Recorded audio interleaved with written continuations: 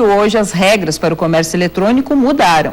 Elas passam a ser mais claras para os consumidores e mais rígidas para as empresas que comercializam online. Para entender melhor como tudo isso vai funcionar, está conosco o coordenador do Balcão do Consumidor e do PROCON aqui de Passo Fundo, Rogério Silva. Boa tarde, bem-vindo, Rogério. Boa tarde, obrigado.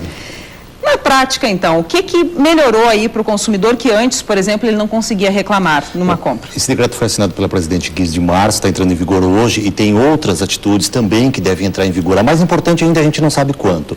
O que muda? Os sites, eles têm que trazerem o nome empresarial, colocarem também o CNPJ, disponibilizarem canais online para que o consumidor possa fazer a sua reclamação. Por que isso? Porque hoje o consumidor muitas vezes compra de sites que depois a gente não consegue localizar. Não sabe o nome empresarial, não sabe o CNPJ e não tem nem telefone, nem 0800 e nem o serviço de atendimento ao consumidor, o que torna uma grande dificuldade. Então o consumidor também tem que ficar atento a essas regras e comprar em sites que tenham todos esses dados da empresa. Isso é o principal, né? O consumidor ele tem que ter muito cuidado quando faz. Cada vez aumenta mais o número, isso é absolutamente normal, mas ele não pode acreditar numa oferta mirabolante ou num site desconhecido. Ele deve fazer uma consulta. O PROCON de São Paulo emite mensalmente uma lista que tem mais de 200 sites que são desaconselhados a se fazer compra.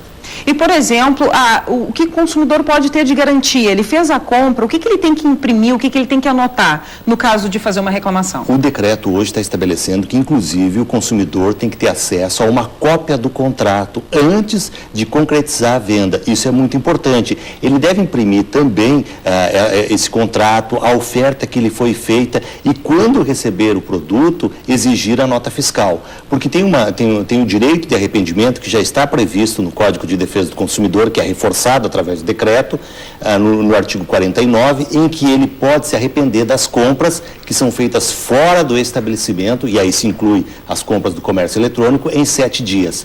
Além disso, a oferta tem que ser muito clara para o consumidor. Nos sites de venda coletivas, tem que dizer qual é o número de produtos que está sendo comercializado, qual é o prazo para ser utilizado o cupom e também quantos consumidores necessita para fechar aquele grupo.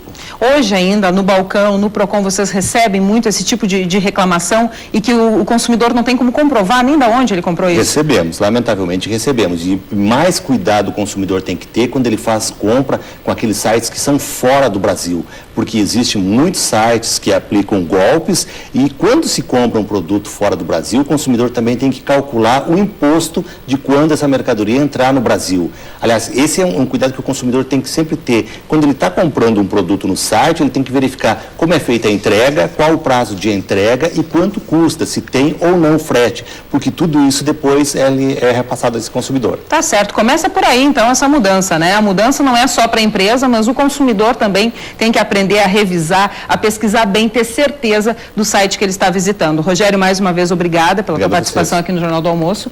E agora a gente vai fazer um intervalo e daqui a pouco voltamos com a revisão dos estoques de leite das escolas. Depois do